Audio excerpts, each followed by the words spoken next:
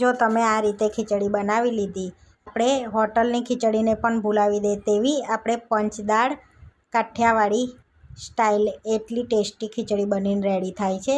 તો આ ખીચડીમાં fibre, protein, વિટામિનથી ભરપૂર હોય છે. આજે હું શેર કરીશ તમારી સાથે પંચરત્ન ખીચડીની રેસીપી. તો આગળ 2 ચમચી અડદની દાળ લઈ લીધી છે. હવે 2 ચમચી મગની દાળ લઈ લઈશું. 1 ચમચી મસૂરની દાળ લઈ લઈશું અને 2 ચમચી છોડાવાળી મગની દાળ અને 2 ચમચી તુવેરની દાળ.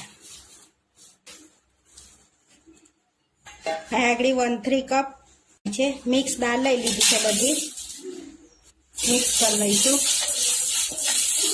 તમે ચણાની દાળ બી લઈ શકો છો. જે માપથી આપણે દાળ લીધી છે એ જ માપથી આપણે ચોખા લેવાના છે. તો અહીં આગળ મેં બાસમતી ચોખા લીધા, તમે કોઈ બી ચોખા લઈ શકો છો. હવે આને 4-5 પાણી આપણે ધોઈ લઈને પછી 2 કલાક માટે પલાળી રાખીશું.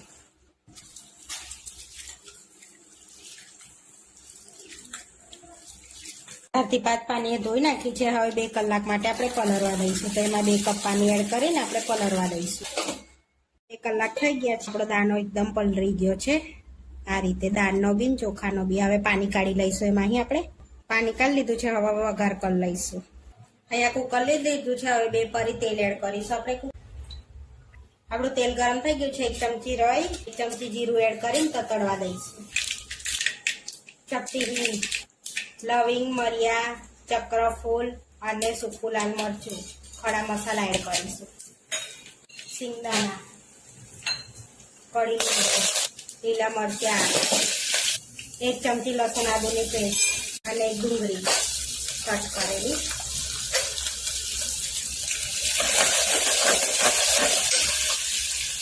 હવે એમાં ગાજર ને કેપ્સિકમ એડ કરીશું અને બધું મિક્સ કરી દઈશું. ચપટી હળદર, 1 ચમચી ધાણા જીરું પાવડર, 1 ચમચી લાલ મરચું, અડધી ચમચી ગરમ મસાલો, અડધી ચમચી કિચન મસાલો મિક્સ કરી લઈશું.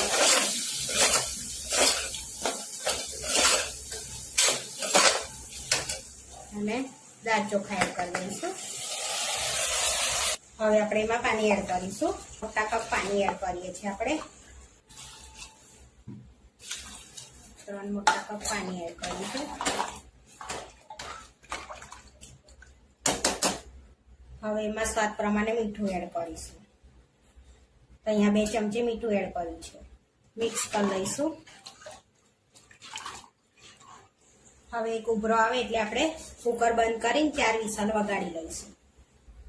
અહીંયા એક ઉભરો આવી ગયો છે. લઈશું. ધીમા તાપે 4 વિસલ કરવાની છે. ચેક કરી લઈશું. 3 વિસલ પછી આપણી ખીચડી રેડી થઈ ગઈ.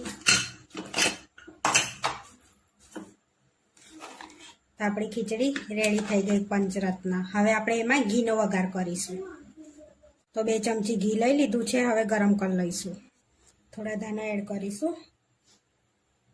અહીંયા ઘી ગરમ થઈ ગયું છે. એમાં કાશ્મીરી લાલ મરચું એડ કરીશું, અડધી ચમચી, અને ધાણા એડ કરીશું અને વઘાર ઘીમાં એડ કરી દઈશું. હવે મિક્સ કરી લઈશું અને આપણે સર્વ કરી લઈશું. હવે સર્વ કરી લઈશું. અહીંયા આપણે દહીં સાથે સર્વ કરીશું. થોડા દાણા એડ કરીશું આપણે. અહીંયા પાપડ બી લીધા છે આપણે.